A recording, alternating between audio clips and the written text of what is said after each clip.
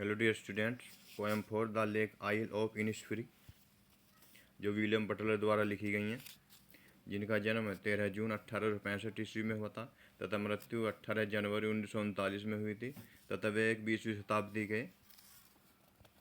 शताब्दी के साहित्य के अग्रणी कवियों में से एक थे तथा 1923 में उनको नोबेल पुरस्कार से नवाजा गया तथा वे इनिसफ्री द्वीप पर जाना चाहते हैं शांति के लिए। क्यों जाना चाहते हैं और वहीं अपना समय बिताना चाहते हैं। क्यों बिताना चाहते हैं? क्योंकि उनका जो बचपन है वो वहीं पर बीता, अधिकतर उन्होंने बचपन वहीं पर बिताया, तो इस वजह से वे वहाँ जाना चाहते हैं। कवि देखिए, इन 12 पंक्तियों की कविता है, इसमें कवि क्या कहता है देखेंगे हम। सही बच्चे ध्यान से समझेंगे। I will arise and go now. Arise में होता है उठना। I will arise and go to Innisfree. मैं उठूँगा, मैं अब उठूँगा और जाऊँगा। मैं अब उठूँगा और जाऊँगा। एंड गो टू इनिसफ्री, और इनिसफ्री को जाऊँगा। एंड ए स्मॉल केबिन, एक छोटा घर।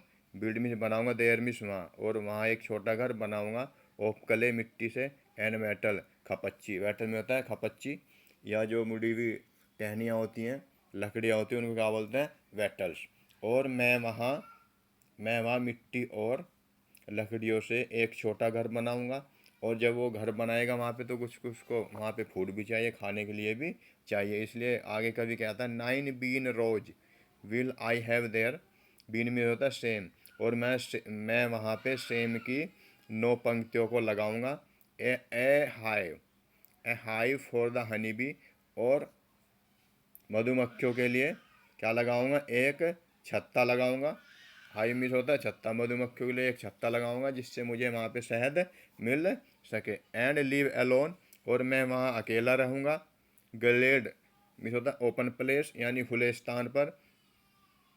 बी लाउड मिस होता है मधुमक्खी की भिनभिनाहट, और मैं वहाँ पे खुले स्थान पर अकेला रहूँगा और मधुमक्खियों की भिनभिनाहट को सुनूंगा। इससे मुझे काफ़ी शांति मिलेगी और आनंद मिलेगा। आगे देखेंगे सही बच्चे। आगे 4 लाइन्स में क्या कहता है कवि? And I shall have some peace there. Some peace में होता है कुछ शांति, देयर मीन्स वहाँ, और मुझे वहाँ कुछ शांति मिलेगी। For piece comes dropping slow miss. Dropping slow miss होता है धीरे धीरे, कम्स मिस आना, और शांति धीरे धीरे आती है। कोई भी चीज़ होती है वो धीरे धीरे आती है। वो कहता है, कवि कहता है कि शांति धीरे धीरे आती है। और कहाँ से आती है वो अगले लाइन बताता है। ड्रॉपिंग फ्रॉम द वेल्स में होता है पर्दा ऑफ मॉर्निंग, यानी सुबह के पर्दे से, या सुबह के अंधेरे को क्या कर गए? सुबह के अंधेरे को हटाकर शांति धीरे धीरे आती है। वेयर द क्रिकेट में होता है झिंगुर। सिंह में गाता है, जब झिंगुर गाता है। जब झिंगुर गाता है तो सुबह के पर्दे को हटाकर शांति धीरे धीरे आती है। आगे कभी क्या कहता है? There midnight's all glimmer. Glimmer में होता है टिमटिमाना।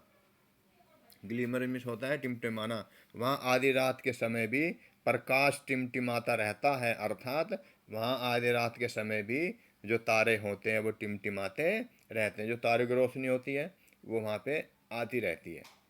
ग्लिमर में होता है थोड़ी रोशनी कम आती है, जो कम रोशनी। ग्लिमर होता है कम रोशनी, यानी आधी रात के समय में भी प्रकाश टिमटिमाता रहता है या तारे टिमटिमाते रहते हैं। नून और दोपहर के समय में ए पर्पल ग्लो। पर्पल में होता है बैंगनी, ग्लो में होता है प्रकाश या चमक, और दोपहर को बैंगनी रंग की रोशनी दिखाई देती है। एंड इवनिंग्स, और शाम को क्या होता है? और शाम के समय फुल ऑफ द लिनेट्स। लिनेट्स में होता है एक पक्षी होता है, विंग्स, और शाम का समय आकाश में उड़ते पक्षियों से भरा रहता है। यानी शाम के समय आकाश में लिनेट्स नाम के पक्षी दिखाई देते हैं। और इसको देखकर मुझे काफ़ी शांति मिलती है, ऐसा कवि सोचता है। जब मैं वहाँ जाऊँगा तो मुझे ऐसा देखकर काफ़ी शांति मिलेगी। आगे देखिए, आगे की 4 लाइन्स में कवि क्या कहता है, तो बच्चे ध्यान से समझेंगे। I will arise and go now, मैं अब उठूँगा और जाऊँगा। कहाँ पे जाऊँगा? इनिस्फ्री। मैं अब उठूँगा और इनिस्फ्री को जाऊँगा। For always day and night, और हमेशा दिन और रात, या सारा दिन या दिन और रात। क्या सुनता हूँ? आई हियर, मैं सुनता हूँ। द लेक वाटर लैपिंग, पानी के टकराने की। विद लो साउंड, लैपिंग होता है पानी का टकराना। लो साउंड, धीमी आवाज़। बाय द शोर, किनारों से, यानी मैं इनिस्फ्री, मैं झीलों, मैं झील की लहरों के किनारों से पानी के टकराने की धीमी आवाज़ को सुनता हूँ। कहाँ कब सुनता हूँ, कहाँ कहाँ पे सुनता हूँ, ये बताता है अगली लाइन में। वाइल आई स्टैंड रोडवे, जब मैं सड़क पर खड़ा होता हूँ, रोडवे तो सड़क, और या ऑन द पेमेंट्स ग्रे, और जब मैं फुटपाथ पर खड़ा होता हूँ तो मैं पानी से उत्पन्न लहरों की आवाज़ को सुनता हूँ। आगे देखिए, आई हियर इट, मैं इसको सुनता हूँ। The deep heart core, the deep heart core यानी हृदय का भीतरी भाग होता है हर्ट कोर। मैं इसको दिल की गहराइयों से सुनता हूँ, अर्थात मैं लहरों से उत्पन्न धीमी आवाज़ को दिल की गहराइयों से सुनता हूँ।